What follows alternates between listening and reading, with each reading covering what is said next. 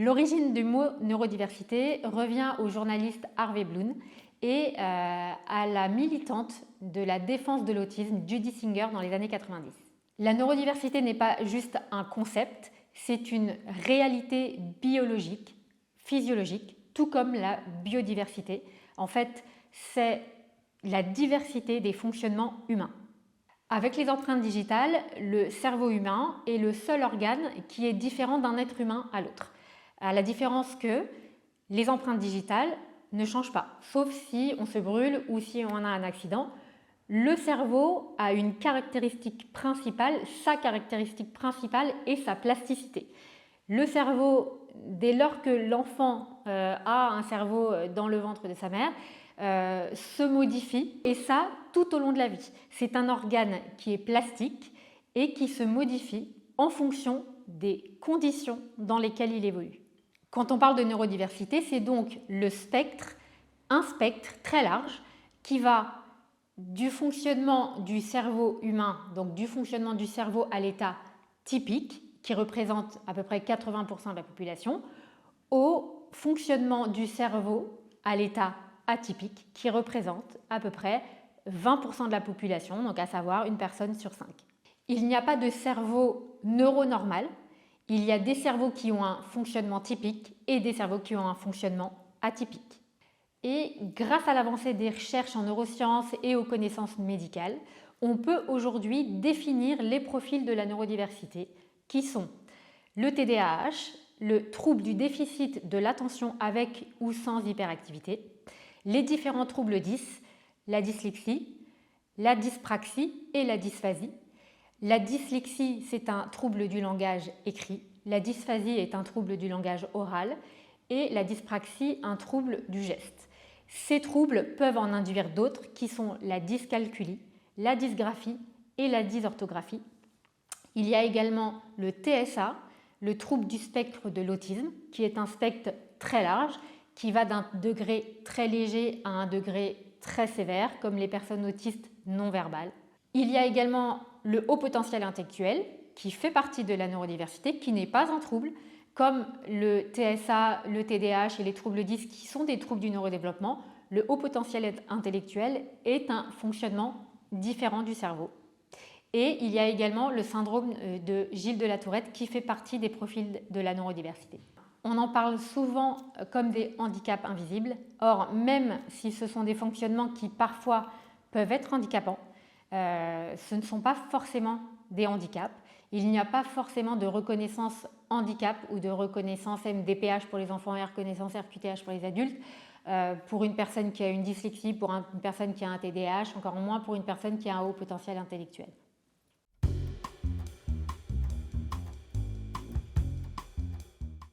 Avoir une politique neuro-inclusive pour une entreprise représente des enjeux. Ces enjeux, c'est passer au-delà des préjugés que l'on peut avoir sur la neurodiversité, sur les personnes qui ont un profil atypique. C'est valoriser justement ces personnes qui ont un profil atypique, avoir l'esprit ouvert et surtout, ça va demander de repenser certains process, notamment les process de ressources humaines dans l'entreprise. Ça représente également des leviers pour l'entreprise, donc être exemplaire, se démarquer de ses concurrents, innover et avoir des pratiques éthiques et inclusives. Cette politique permet de libérer leur créativité, d'améliorer leur efficacité et de révéler leur potentiel. Et elle permet de retenir les talents qui sont déjà dans l'entreprise et surtout d'en attirer de nouveaux.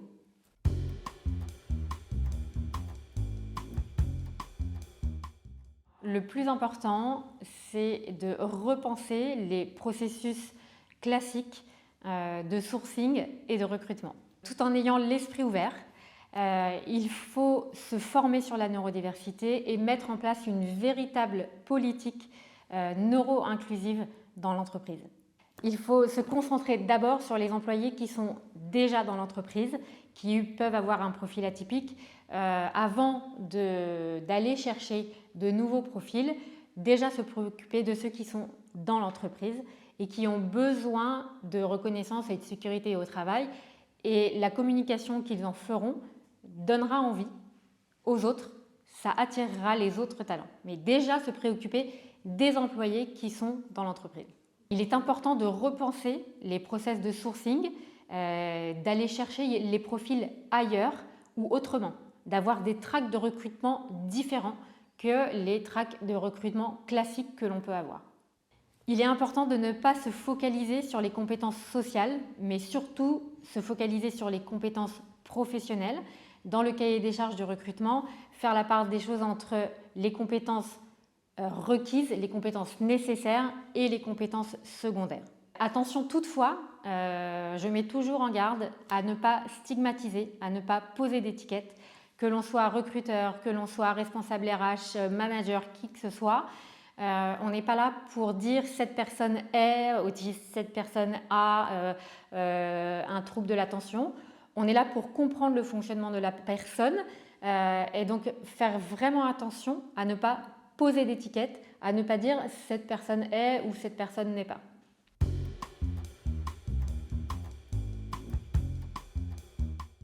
Comme je l'ai dit juste avant, c'est tout d'abord de bien séparer les compétences professionnelles, de savoir quelles sont les compétences nécessaires et les compétences secondaires dans le profil que l'on recherche. On peut utiliser plusieurs canaux d'annonce, pas forcément les canaux classiques d'Internet, des réseaux sociaux. On peut vraiment utiliser des annonces en vidéo et on peut vraiment faire preuve d'inventivité et d'imagination pour avoir des canaux différents d'annonces, pour aller chercher justement ailleurs des profils qui ne vont pas forcément regarder les annonces classiques. Et c'est là l'intérêt d'aller chercher les talents de la neurodiversité, c'est de repenser justement ces processus de sourcing et ces processus d'annonce classiques.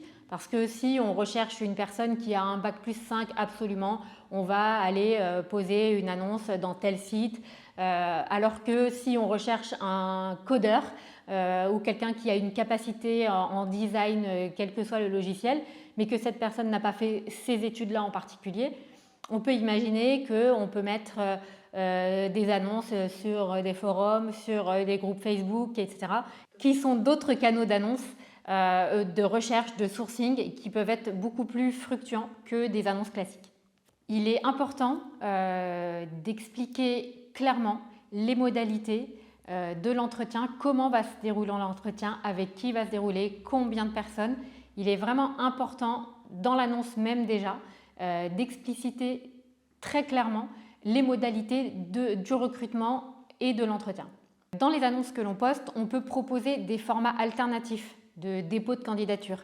On peut encore une fois être imaginatif et proposer des CV vidéo, des CV vocaux, on peut proposer des présentations orales ou des présentations écrites. Voilà, il n'y a pas de limite à l'imagination.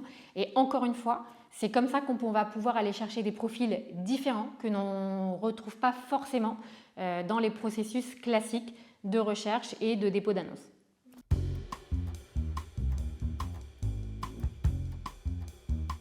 Il faut proposer des ajustements à l'entretien avec le candidat et s'en tenir à la trame de l'entretien, donner la trame à l'avance et s'en tenir. Je vais vous donner un exemple avec une expérience personnelle qui m'est arrivée. Au premier emploi auquel j'ai postulé, j'avais 22 ans, je sortais de mes études et justement, je postulais pour un poste de chargé de recrutement. Donc là, pour le coup, c'est vraiment là, ce dont on parle, c'est du recrutement. Quand je suis arrivée, j'avais 22 ans, je suis arrivée à l'accueil, j'ai dit bonjour, je viens pour le poste de chargé de recrutement. On m'avait dit, vous êtes convoqué telle heure, tel jour, etc.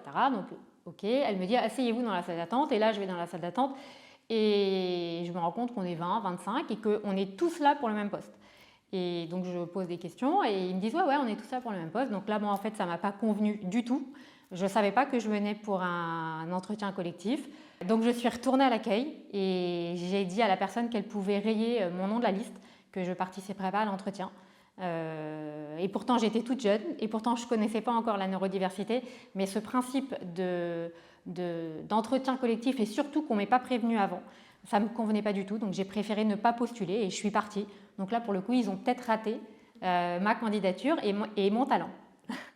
Je travaille avec l'entreprise Ubisoft qui est très avancée dans la politique neuro-inclusive.